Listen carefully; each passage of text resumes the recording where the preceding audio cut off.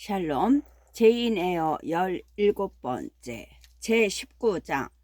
내가 들어갔을 때 서재는 조용하기 그지없었다. 진짜 점쟁이인지는 모르겠지만 아무튼 노파가 난로가에 안락 의자에 푹 파묻히다시피 편안하게 앉아 있었다. 빨간 외투에 검은 모자를 쓰고 있었다. 줄로 모자에 연결한 손수건을 턱 밑으로 묶은 책 넓은 집시 모자였다. 탁자에는 촛대가 놓여 있었는데 촛불은 꺼져 있었다. 노파는 난로 쪽으로 몸을 숙이고 기도서 같은 작은 책을 읽고 있었다. 노파들이 을에 그렇듯이 중얼거리며 읽었다. 내가 들어갔는데도 노파는 책에서 눈을 떼지 않았다. 한 구절을 마저 다 읽을 셈인 듯했다. 나는 난로 앞 카펫 위에 서서 손을 쬐었다. 응접실에서는 난로가에서 멀리 떨어져 앉아 있었기 때문에 손이 꽤 차가웠다. 그때 나는 그렇게 침착할 수가 없었다. 집시 노파는 겉으로 보기에 전혀 무섭지 않았다. 노파는 책을 덮고 천천히 고개를 들었다. 모자챙이 얼굴 한쪽을 가리고 있었으나 평범한 얼굴은 아니라는 것을 알 수 있었다. 갈색 얼굴에 검은 머리칼이었다. 턱 밑으로 잡아맨 하얀 손수건 아래로 삐져나온 흐트러진 머리카락이 뺨은 물론이고 턱까지 덮고 있었다. 벼랑간 그 눈이 나를 정면으로 쏟아보았다. 그래, 점쳐 보고 싶수? 눈빛이나 얼굴처럼 과감하고 거친 목소리였다. 점을 쳐도 좋고 안 쳐도 상관없어요. 할머니 마음대로 하세요. 하지만 나는 믿지 않아요. 천연덕스러운 사람다운 얘기네. 그렇게 나올 줄 알았다니까. 방으로 들어섰을 때 그 발소리를 듣고 알았지. 그래요. 귀가 밝으시군요. 당연하지. 눈도 밝고 머리도 민첩하게 돌아가지. 할머니 장사에 필요한 것들이지요. 그래. 당신 같은 손님한테는 더더욱 그렇지. 그런데 왜 당신은 떨지 않지? 춥지 않으니까요. 왜 얼굴이 파리해지지도 않지? 마음이 편하니까요. 왜 점을 봐달라고 하지 않지? 저는 바보가 아니니까요. 쭈구렁이 노파는 책 넓은 모자와 턱까지 감싼 하얀 손수건 밑으로 키득키득 웃었다. 그리고 짧고 검은 파이프를 꺼내 불을 붙이고 담배를 빨았다.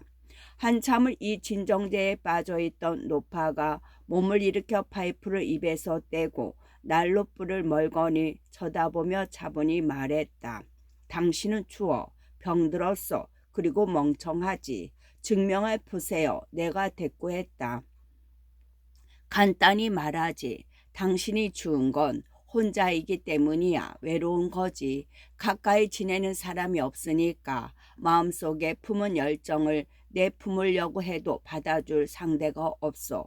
병든 이유는 인간이 가장 숭고하고 가장 아름답고 가장 즐거운 감정과는 거리가 멀기 때문이야. 당신이 바보인 이유는 고통스러워하면서도 그 감정을 불러들이지 않고 당신을 기다리고 있는 감정에 한 발짝도 다가가려고 하지 않기 때문이야. 노파는 다시 그 짧고 검은 파이프를 입에 물고 세게 빨았다. 할머니는 아무한테나 그렇게 말하죠. 특히 커다란 저택에 고용되어 혼자 사는 사람한테는요. 그렇게 말할 수는 있지만 다 들어맞을 수는 없지. 나 같은 경우라면 맞겠죠. 바로 그거야. 당신 같은 경우라면. 하지만 당신하고 똑같은 상황에 놓인 사람이 또 있나? 있으면 찾아줘요. 얼마든지요. 한 사람도 못 찾을 거야. 자기가 어떤 상황에 놓여 있는지도 모르니까. 당신은 특별한 경우야. 행복이 바로 당신 앞에 있어. 손만 뻗으면 닿는 곳에. 행복을 위한 모든 조건이 갖추어졌어. 하지만 그것들을 하나로 몰 힘이 부족하지. 운명의 신이 그것들을 여기저기 흩어 놓았거든. 그거 긁어 모아봐. 상상도 하지 못한 행복을 얻게 될 테니까. 나는 수수께끼 같은 거 잘 못 풀어요. 평생 못 풀겠네요. 손을 이리 내봐. 좀 더 쉽게 말해 줄 테니. 돈을 달라는 말이죠. 당연하지. 나는 집시에게 이 실링을 건넸다. 노파는 호주머니에서 낡은 양말을 꺼내더니 그 속에 동전을 넣고 도로 집어넣었다. 그녀가 손바닥을 내밀어 보라고 했다. 나는 시키는 대로 했다. 그녀는 손바닥을 만지지 않고 들여다보기만 하더니 말했다. 아주 좋아. 이런 손금을 볼 수가 없어. 손금이 거의 없으니까. 이 손바닥에는 어떤 운명도 나타나지 않는군. 할머니 말이 맞아요. 아니, 운명은 얼굴에 쓰여 있어. 이마와 눈 언저리와 눈동자, 입가에 가는 주름에 무릎을 꿇고 머리를 들어. 아, 이제야 할머니가 현실적으로 느껴지네요. 이제 할머니의 말을 믿게 될 것 같아요. 나는 노파 앞에 반야드, 45cm 가량 떨어져 무릎을 꿇었다. 그녀가 난로불을 뒤적거리자 불꽃이 확 일어났다. 환한 빛이 내 얼굴을 비쳤고 앉아있는 노파의 주름진 이마는 더욱 그늘졌다. 노파는 한동안 내 얼굴을 살펴보았다. 당신은 오늘 밤 무슨 생각으로 여기 왔지? 환등기로 비춘 그림처럼 바닥을 살짝 떠다니는 듯한 아름다운 사람들과 함께 저 방에 앉아 내내 무슨 생각을 했지? 당신은 그들과 조금도 어울리지 못하지. 교감을 나누지 못해. 마치 저들은 살아있는 사람이 아니라 사람 형상의 그림자인 것처럼 말이야. 따분하고 졸리기는 했지만 그 속에서 불행하지는 않았어요. 그렇다면 미래를 꿈꾸게 하고 기분 좋게 만드는 어떤 희망이라도 있나? 아니요. 내 희망이라고는 언젠가 내 힘으로 조그만 집을 빌려서 학교를 세울 정도의 돈을 모으는 것뿐이에요. 영혼을 일깨울 수는 없는 자양분이군. 당신은 늘 창가 쪽에 앉아있지. 나는 당신의 습관을 훤히 꿰뚫고 있어. 하인한테 들었겠죠. 똑똑한 제 하기는 그래 들었는지도 모르지. 아는 하인이 있지. 폴 부인이라고. 그 이름을 듣자 나는 벌떡 일어났다. 당신이 역시 좀 이상했어. 나는 마음속으로 외쳤다. 수상쩍은 여자가 계속 말했다. 놀랄 필요 없어. 폴 부인은 믿을 만한 사람이니까 입이 무겁고 진득하거든. 신뢰가 가는 사람이야. 그런데 지금 말한 것처럼 당신은 창가 자리에 앉아 학교를 세울 일밖에 생각하지 않았단 말인가? 소파나 의자에 앉아있는 사람들 중에 관심을 끄는 사람이 없다는 것인가? 일거일동을 놓치지 않고 살피는 사람이 하나도 없다고? 나는 거기 있는 사람들 얼굴이나 행동을 쳐다보는 걸 좋아해요. 하지만 그중 딱 한 사람은 그러는 거겠지. 어쩌면 두 사람일 수도 있고. 가끔 그렇죠. 두 사람이 한 가지 얘기를 하는 듯할 때 흥미롭게 보죠. 어떤 얘기? 아이 참, 별 특별한 것도 아니에요. 늘 같은 화제. 그러니까 총은 말이에요. 그리고 언제나 결혼이라는 똑같은 결말을 맺죠. 단순히 그런 얘기에 흥미를 느끼나? 아니요, 관심 없어요. 나하고는 상관없는 일인걸요. 왜 상관이 없어? 젊고 생기 있고 건강하며 남부럽지 않은 지위와 재산을 가진 아름답고 매력적인 아가씨가 그의 눈앞에서 미소 짓고 있는데 당신이 아는 어쩌면 당신이 좋아하는 사람 앞에서 말이야.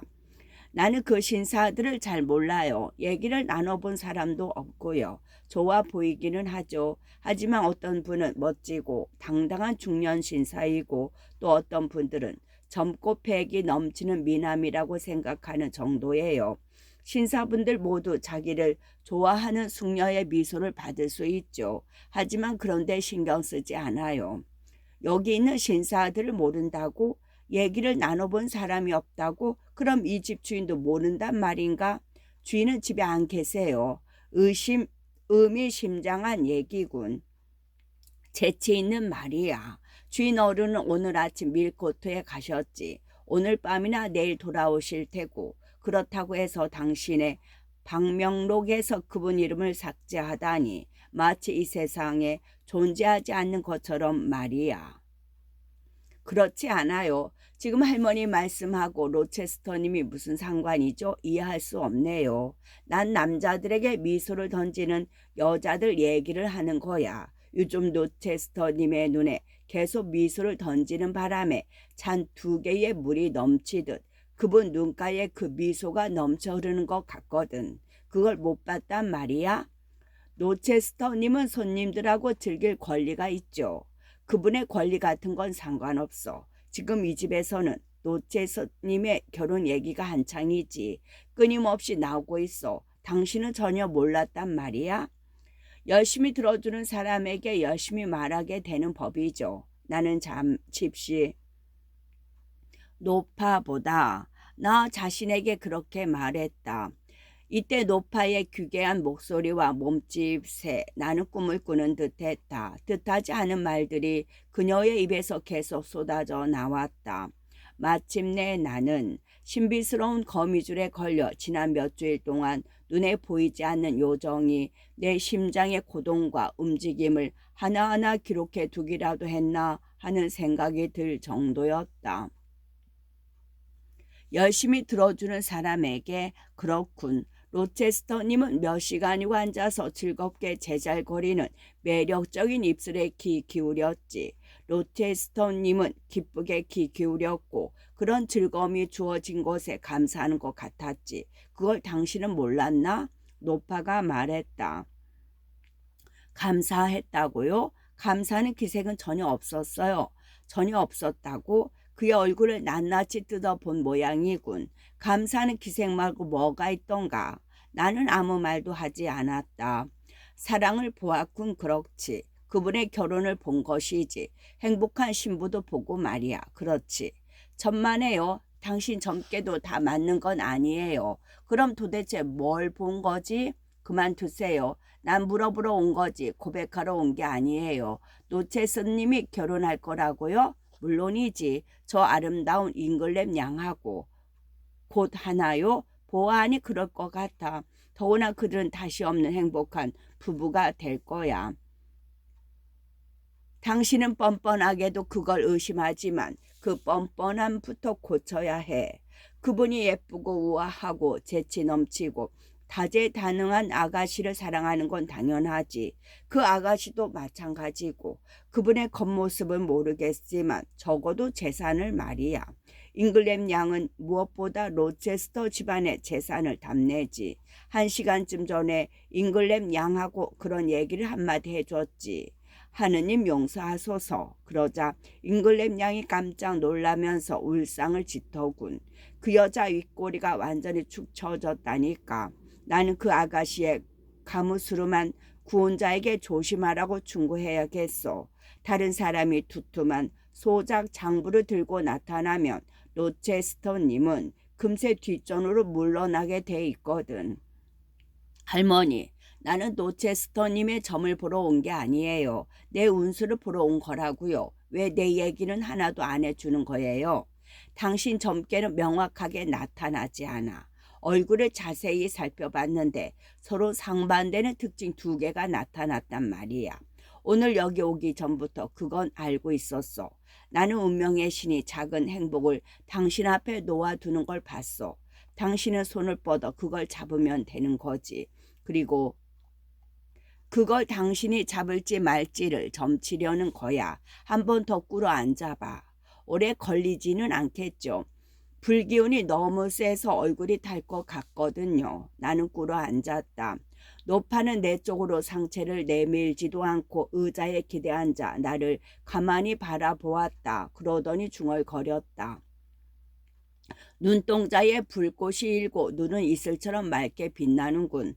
행설수설하는 말에도 다정다감하고 생각에 잠긴 눈빛에 미소가 배어있군. 살갑고 맑은 눈동자에서 감정이 꼬리에 꼬리를 물고 나타나. 미소가 멎으면 슬픔이 어리고 눈시울에는 저도 모르는 나른함이 깃들여 있어. 그것은 고독에 따르는 우울함이야. 눈동자가 나를 외면하는군. 자꾸 캐낼까봐 두려운 거지. 내가 진심을 알아냈는데도 그 눈빛은 그것을 부정하듯이 비웃고 있어. 다정다감하면서도 번민에 쌓여있는 그 눈이 내 얘기를 죄부정하려 들어. 자존심이 강하고 조심스러운 당신의 눈은 내 판단이 옳다는 것을 말하고 있어. 그 눈은 복받을 만하군. 생각한 것은 무엇이든 얘기하려 하지만 마음으로 느낀 것을 많이 얘기하지는 않아.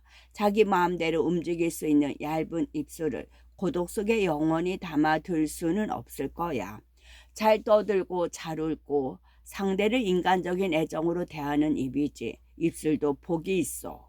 행복을 얻는 데 방해가 되는 건 그 이마뿐이야. 그 이마는 이렇게 말하고 있어. 자존심과 환경 때문에 그래야 한다면 나는 기꺼이 혼자 살 수 있어. 내 영혼을 팔아서 행복을 사지는 않겠어. 나한테는 타고난 소중한 보물이 있지. 여러 기쁨이 가로막히거나 내가 감당할 수 없는 비싼 값을 요구하더라도 이 보물만이 끊임없이 나를 살아가게 해줄 거야. 아주 단호하지. 이성이 단단히 고삐를 쥐어들고 있어. 그래서 감정이 위험천만한 바위 틈에 몰아넣지 못하도록 단단히 막을 거야. 정열은 마치 진짜 이교도처럼 마구 날뛰겠지. 욕망은 온갖 허황한 꿈을 마음속에 그릴 거야. 그러나 마지막 판결을 내리는 것은 현명한 판단력이야. 폭풍, 지진, 화재가 일어나더라도 가라앉을 거야. 나는 양심의 명령을 전하는 저 조용하고 여린 목소리를 따를 거야. 여부 있겠나? 이마 말이야. 나는 네 말을 존중할 거야. 나는 양심과 이성의 조언에 따라 이미 계획을 세웠지. 행복이 담긴 술잔 속에 수치나 원망이 한 가닥이라도 들어있다면 정추는 그 자리에서 사라지고 꽃이 시드는 걸 알고 있어. 난 희생과 슬픔과 죽음 같은 건 원치 않아. 나하고는 맞지 않아. 난 키우려는 것이지 죽이려는 것이 아니야. 나는 감사하고 싶어. 피눈물, 아니 그냥 눈물도 짜내지 않아. 미소와 애무와 기쁨 속에서 수확할 거야. 그러면 돼. 나는 덧없이 기묘한 꿈 속에서 자꾸 짓거리고 있는 것 같아. 지금 이 순간이 영원히 계속되었으면 좋겠지만 감히 그럴 수 있겠나. 지금까지 나는 철저히 자제했어. 그러나 더 이상은 힘들군. 일어나요, 에어양. 여기를 나가요. 연극이 끝났으니. 나는 지금 어디에 있는가? 깨어 있는가? 잠들어 있는가? 꿈을 꾸고 있는가? 노파의 목소리가 달라졌다. 그녀의 말투며 행동이며 모든 것이 거울을 통해 내 얼굴을 보듯이 익숙했다. 내 입에서 나온 말처럼 늘 보던 얼굴처럼 나는 일어섰으나 발을 뗄 수가 없었다. 눈을 비벼보았다. 노파는 모자와 끄는 얼굴 쪽으로 바싹 잡아당기며 나에게 나가라고 손짓했다. 난로 불빛에 노파의 손이 드러났다. 정신을 차린 나는 온 신경을 모아 그 손을 살펴보았다. 그것은 노인의 메마른 손이 아니었고 여자의 손도 아니었다. 둥글고 매끈한 손, 곱고 부드러운 손가락, 새끼손가락에 끼어있는 굵은 반지가 반짝거렸다. 나는 몸을 굽혀 그것을 자세히 살펴보았다. 수없이 보아왔던 보석이었다. 나는 다시 그 얼굴을 쳐다보았다. 그 얼굴은 나를 외면하지 않았다. 그러기는커녕 모자를 벗고 끈을 풀더니 말했다. 자, 제인, 내가 누군지 알겠소? 귀에 익은 목소리였다. 제발 그 붉은 망토를 벗어주세요. 그런데 끈이 엉켰군. 좀 풀어주구려. 그냥 끊어버려요. 자, 가거라 빌린 옷이요. 로체스터 씨는 입고 있던 망토를 벗어 던졌다. 세상에, 참으로 이상한 취미를 갖고 계시네요. 멋지게 속이지 않았소. 그렇게 생각지 않소. 아가씨들한테는 그랬겠죠. 당신은 아니란 말이오. 저한테는 집시의 역할을 하신 게 아니잖아요. 그게 아니면 뭐란 말이오. 나 자신의 역할을 했단 말이오. 아니요. 뭐라고 설명하기는 어렵지만 저한테서 뭔가를 끌어내려고 했어요. 아니, 끌어들이려고 했어요. 제 입에서 어떤 말을 끌어내려고 계속 이상한 말을 짓거렸어요. 이건 적절하지 못한 일이에요. 제인, 용서해줘요. 생각 좀 해보고요. 제가 바보 같은 짓을 하지 않았다면 용서해 드리죠. 하지만 정말 이런 짓을 하시면 안 돼요. 당신은 바보 같은 말을 전혀 하지 않았어. 오히려 조심스럽고 날카로웠지. 나는 깊이 생각해 보았다. 그의 말이 맞다고 생각했다. 정말 재미있는 일이었다. 사실 나는 처음부터 경계했다. 왠지 수상하고 의심스러웠던 것이다. 나는 집시나 점쟁이들이 그렇게 말하지 않는다는 것을 알고 있었다. 더구나 목소리를 변조하고 얼굴을 보이지 않으려고 애쓰는 것도 눈치챘다. 그러나 나는 그레스 폴이 아닌가 의심했다. 내 생각에 그녀는 살아있는 수수께끼, 불가사의 중에서도 불가사의한 인물이었기 때문이다. 로체스터 시일 줄은 꿈에도 생각 못했다. 뭘 그렇게 깊이 생각하는 거요? 그 의미심장한 미소는 뭐지? 로체스터 씨가 말했다. 놀라는 한편 자축하는 의미예요. 이제 나가도 되죠? 아니, 잠깐만. 응접실에 있는 손님들이 뭘 하는지 말해주고 가요. 지시 얘기를 하시겠죠. 여기 앉아요. 모두 뭐라고 말했는지 얘기해봐요. 여기에 오래 있으면 안 될 것 같아요. 11시가 가까워졌을 거예요. 아참. 오늘 낯선 신사 한 분이 오셨어요. 알고 계세요? 낯선 신사? 몰랐어. 누구지? 나를 찾아올 손님이 없는데 그래서 돌아갔어? 아니요. 선생님하고 오랜 친구 사이라고 하면서 돌아오실 때까지 기다리겠다고 했어요. 그런 말을 했다고? 이름이 뭐라던가? 메이슨 씨요. 서인도 제도 자메이카의 스페니시 타운에서 오셨다나 봐요. 이때 로체스터 씨는 내 곁에 서 있었다. 나를 의자로 데리고 가려고 했는지 내 손을 잡고 있었던 것이다. 그런데 낯선 남자의 이름을 듣는 순간 나를 잡고 있던 그의 손이 부들부들 떨리더니 더욱 움켜쥐었다. 입가에 미소가 차갑게 식었다. 경련으로 숨이 막힌 것 같았다. 메이슨, 서인도 제도 그는 넋이 나간 표정으로 자동 인형처럼 중얼거렸다. 메이슨, 서인도 제도 그는 이 말을 3번이나 되풀이했다. 그의 얼굴은 잿빛으로 변했고 거의 정신이 나간 듯했다. 어디 안 좋으세요? 내가 물었다. 제인, 큰일 났소. 큰일이야, 제인. 그는 휘청거렸다. 아, 저한테 기대세요. 제인, 지난번에도 그 어깨를 빌려주었지. 또 빌려주겠소. 네네, 제 팔도 빌려드릴게요. 그는 의자에 앉고 나서 나를 자기 옆에 앉혔다. 두 손으로 내 손을 잡고 쓰다듬었다. 아울러 몹시 괴롭고 침울한 표정으로 나를 바라보았다. 당신과 단둘이 조용한 섬에서 살고 싶소. 괴로움이나 위험 따위도 없고 몸서리 나는 옛 기억도 다 사라져 버리면 얼마나 좋을까. 그가 말했다. 제가 도와드릴 일이 있을까요? 선생님을 위해서라면 목숨을 바칠 수도 있어요. 제인, 필요하면 당신에게 도움을 청하겠소. 꼭 그러겠소. 고마워요. 뭘 어떻게 해드릴지 말씀만 하세요. 부족한 힘이나마 열심히 할게요. 우선 식당에 가서 포도주 한 잔 갖다 주시오. 모두 반참을 들고 있을 거요. 그리고 메이슨이 손님들하고 같이 있는지도 보고. 나는 식당으로 들어갔다.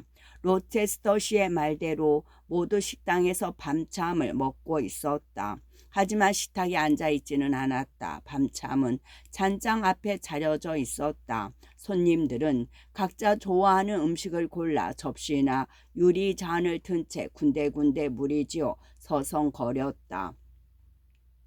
모두 신나게 웃고 떠드는 소리에 식당 안은 온통 활기에 넘쳤다. 메이슨 씨는 난로가에서 텐트 대령 부부와 얘기하고 있었고 다른 사람들처럼 즐거워 보였다. 나는 포도주를 유리잔에 따라 서재로 돌아왔다. 잉글램 양이 인상을 찌푸리며 나를 계속 쳐다보았는데 그녀는 내가 주제 넘은 짓을 한다고 생각했을 것이다. 몹시 파리한 낯빛이 사라지고 로체스터 씨는 예의 그 무뚝뚝한 표정을 짓고 있었다. 그는 유리잔을 받아들었다.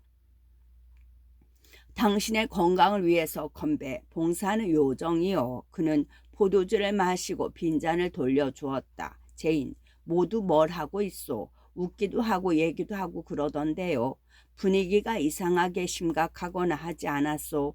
괴상한 얘기라도 들은 듯이 말이요. 아니요. 그런 분위기는 아니었어요. 모두 농담하고 즐겁게 얘기하고 있어요. 그럼 메이슨은 그분도 웃고 계셨어요. 저 사람들이 우르르 몰려와서 나한테 짐을 뱉는다면 당신은 어떻게 하겠소, 제인? 당장 여기서 내쫓아 버리죠. 제 힘으로 할 수만 있다면요. 노체스터 씨가 살짝 미소를 지었다. 그러나 내가 저 사람들 앞에 나타났을 때 모두 나를 차갑게 외면하고 비웃듯이 자기들끼리 수군대며 한 사람씩 나가버리고 나 혼자 남겨진다면 그때는 어떻게 하겠소? 당신도 그들과 같이 나가버릴 거요?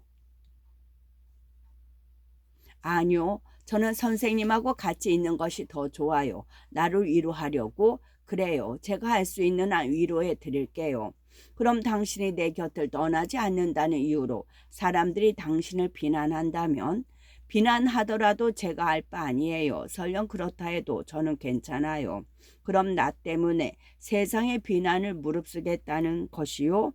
저는 그럴 만한 친구를 위해서라면 비난쯤은 감수할 수 있어요. 선생님과 같은 분이라면 더욱더 그래요. 그럼 응접실로 돌아가요.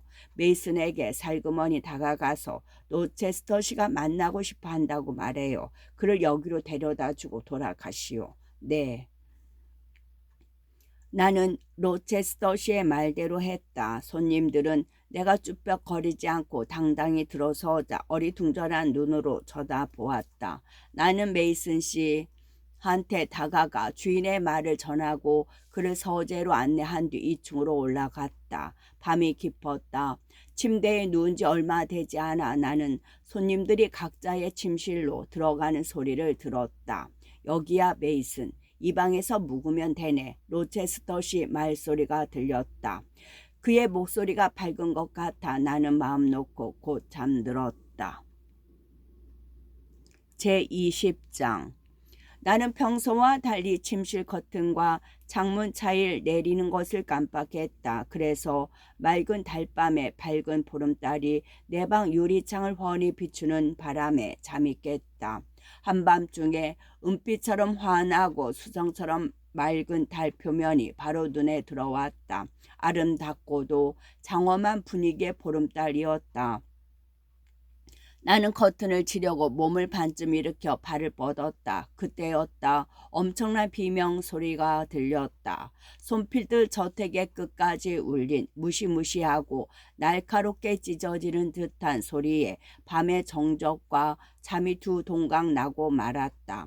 맥박과 심장이 멎는 듯했고 뻗었던 팔도 그대로 굳어버린 것 같았다. 그러나 비명소리는 더 이상 들리지 않았다.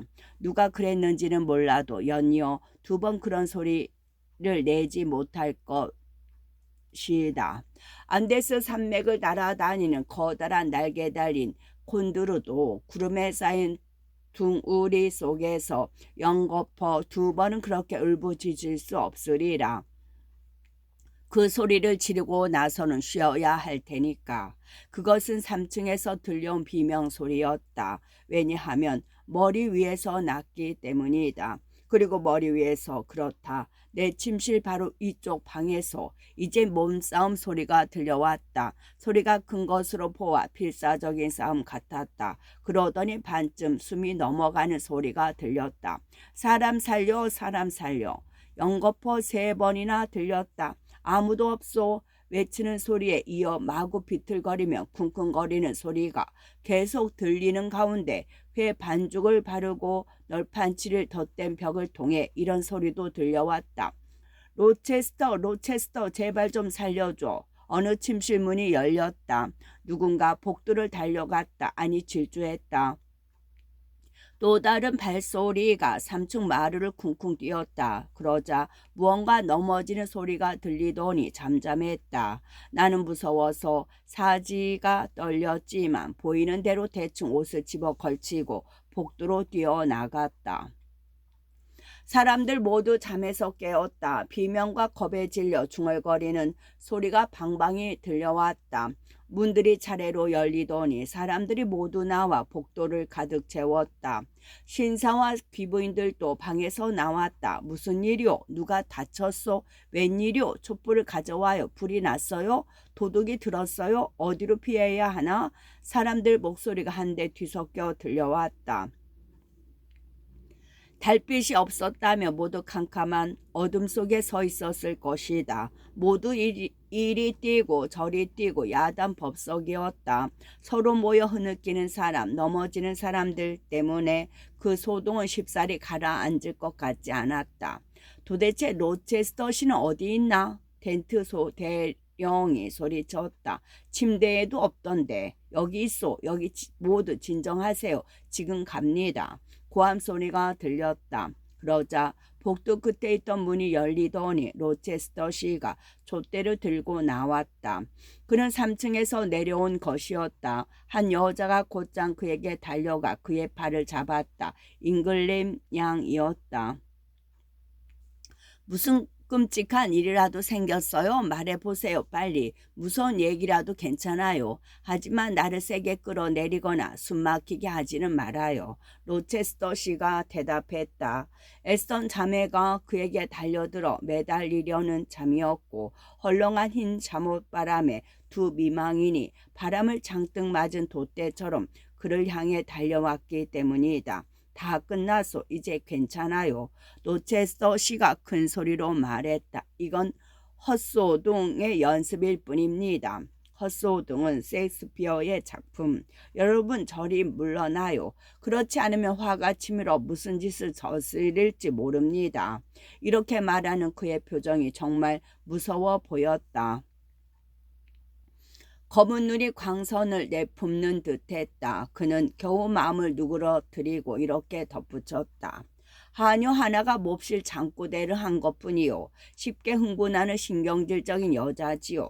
꿈을 꾸면 정말 유령이나 뭐 그런 것이 나타나는 줄 알고 발작을 일으키는 겁니다. 그러니 이제 모두 방으로 들어가시오. 집안이 조용해져야 그 여자가 안정을 취할 수 있으니 말입니다. 신사분들이 먼저 모범을 보여주시오. 잉글램 양, 당신은 이 무서운 소동에도 아무렇지 않다는 것을 보여주시겠지요.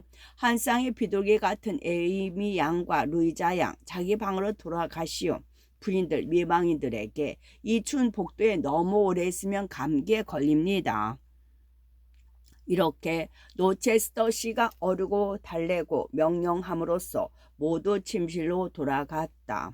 나는 돌아가라고 하기 전에 조용히 돌아갔다. 방을 나올 때처럼 아무도 모르게. 그러나 나는 잠자리에 들기는커녕 조용히 옷을 입었다. 고함 소리에 이어 들려온 우당탕 소리와 다급한 말소리는 나만 들은 것 같았다. 왜냐하면 그 소리는 내 방 바로 위에서 들렸기 때문이다. 그러나 이 집을 그처럼 무섭게 뒤흔들어 놓은 그 소리는 하녀의 잠꼬대가 아니며 로체스터 씨가 손님들을 진정시키기 위해 거짓말을 꾸며냈다는 것을 나는 확신했다. 나는 만일의 사태에 대비해 옷을 입었다. 그리고 고요한 정원과 은색 달빛으로 덮인 들판을 바라보며 알 수 없는 무언가를 기다리는 마음으로 한동안 창가에 앉아 있었다. 이상한 울부짖음과 소란, 사람을 부르는 소리와 함께 무슨 사건이 일어날 것만 같았다. 그러나 정적이 이어졌다. 중얼거리던 소리와 인기척은 사라지고 1시간쯤 뒤에 손필드 저택은 사막처럼 다시 정막에 잠겼다. 잠과 밤이 다시 그들의 왕국을 되찾은 것만 같았다. 그동안 달은 거의 기울어 있었다. 춥고 어두운 가운데 앉아있기가 뭐해서 나는 옷을 입은 채 침대에 누워야겠다고 생각했다. 창가에 있던 나는 소리 나지 않게 카페 위를 걸어갔다. 구두를 벗으려고 허리를 굽혔을 때 조심스럽게 방문 두드리는 소리가 들렸다. 뭐예요? 일어났소? 예상하고 있던 그 목소리, 바로 이 집 주인의 목소리였다. 네. 옷도 입고 있나? 네. 그럼 조용히 나와요. 방문을 열고 나가니 로체스터 씨가 촛불을 들고 복도에 서 있었다. 부탁이 있어. 이리 와요. 천천히. 소리 내지 말고. 내 실내화는 얇아서 복도 카페 위를 고양이처럼 소리 나지 않게 걸어갈 수 있었다. 그는 복도를 지나 층계를 올라가 불길한 3층의 어둡고 전장 낮은 복도에서 걸음을 멈췄다. 나 역시 그를 따라가 그의 곁에 섰다. 당신 방에 해면 있어? 그의 귓속말로 물었다. 네. 약용 염제는 네 있어요. 그럼 지금 가서 그 두 가지를 가져와요. 나는 방으로 돌아와 세면대 위에 있는 해면과 서랍 속에서 약용 염제를 찾아 다시 갔다. 그는 열쇠를 들고 가만히 기다리고 있었다. 작고 검은 문으로 다가간 그는 열쇠를 자물쇠 구멍에 넣은 채로 나에게 말했다. 피를 봐도 괜찮겠소? 그럴 것 같아요. 직접 본 적은 없지만요. 나는 이렇게 대답하면서도 등골이 오싹했다. 그러나 몸이 굳거나 아찔한 기분은 아니었다. 손을 이리 줘요. 기절이라도 하면 안 되니까. 나는 손가락을 그의 손에 놓아 주었다. 따뜻하고 차분하군. 그는 이렇게 말하고 열쇠를 돌려 문을 열었다. 나는 본 적이 있는 방 안을 둘러보았다. 페어팩스 부인이 이 저택을 구경시켜 주었을 때 이 방 한쪽에는 장막이 드리워 있었다. 지금은 그 장막 한쪽이 걷혀 있었고 그 안쪽으로 문 하나가 보였다. 문은 열려 있었고 방 안에서 불빛이 흘러나왔다. 거기서 마치 개가 싸움을 하는 것처럼 으르렁대며 잡아뜯는 듯한 소리가 들려왔다. 로체스터 씨가 촛불을 내려놓고 잠깐만 기다려요 라더니 안으로 들어갔다. 높은 톤의 웃음소리가 들려왔다. 처음에는 시끄럽게 울리더니 그 다음에는 하하 하고 그레이스 폴의 악마 같은 기묘한 웃음소리로 끝났다. 그렇지. 바로 그 여자가 있었다. 그에게 말을 건네는 낮은 목소리가 들렸지만 로체스터 씨는 아무 대답 없이 무언가를 지우는 것 같았다. 그가 다시 나오더니 문을 닫았다. 이리 와요, 제인. 나는 큰 침대 반대쪽으로 돌아갔다. 침대 커튼이 방을 상당 부분 가리고 있었다. 침대 머리맡에 놓인 안락의자에 한 남자가 겉옷을 벗고 앉아 있었다. 그 사람은 조용히 머리를 뒤로 기대고 눈을 감고 있었다. 로체스터 씨는 그 남자 위로 촛불을 비췄다. 창백하고 죽은 듯 보이는 그 얼굴은 낯이 익었다. 미지의 사나이 메이슨 씨였다. 끝.